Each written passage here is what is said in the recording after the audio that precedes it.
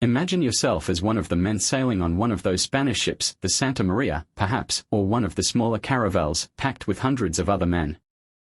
The air is thick, moist, and sticky, a salt-soaked atmosphere that clings to your skin like a second layer. The deck beneath you is a slippery mess of piss, vomit, sweat, and blood. There's no escaping it.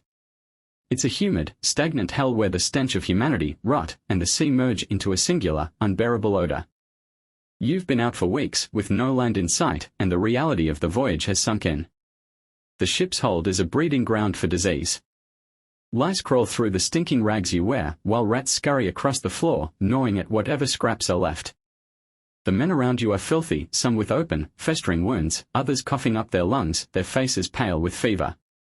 Scurvy has begun to take its toll on many of the men, leaving their gums swollen and bleeding, their teeth loose, as their bodies weaken under the strain of vitamin C deficiency. There's no citrus fruit to help them, no relief from the cruel sickness gnawing at their insides. You can hear the moans of the afflicted, the sounds of a man in agony as his body wastes away. As you stumble across the deck, you step over the body of a man who died just hours ago, his lifeless form tossed aside like another casualty in this brutal, endless journey.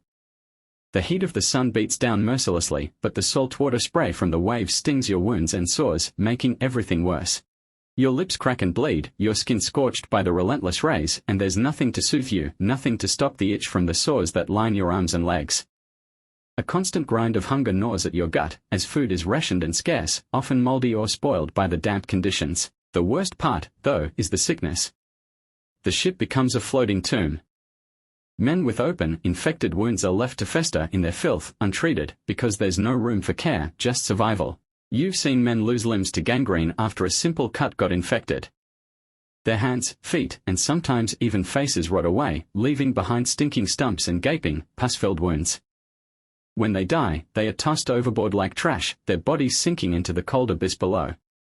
The constant rocking of the ship makes everything feel disorienting. You're perpetually seasick, stomach churning from the motion of the waves, only to be greeted by the stench of the unwashed men around you. The constant swearing and bickering among the crew as morale plummets. Some of the younger men try to steal food, others simply break down and cry, or worse, fight to the death over the smallest scraps. There's no mercy. Only the strong survive. And even they are not guaranteed to make it. The captain is a cruel man, as many of them are.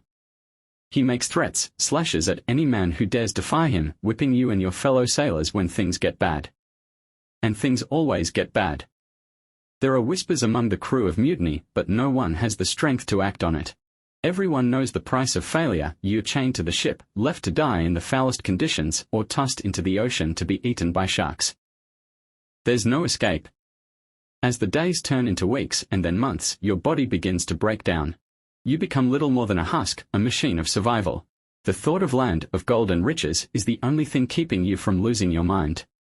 But you wonder, how much longer can you hold on? How many more men will die before you even get there? Even if you survive the journey, the real horror waits, the conquest, the bloodshed, and the unimaginable brutality of the Americas, where you're not guaranteed survival, either. This isn't the romanticized version you hear about in stories. This is the reality of it, the pain, the sickness, the endless struggle against death. You're nothing more than a cog in an imperial machine, and death is always just a wave away.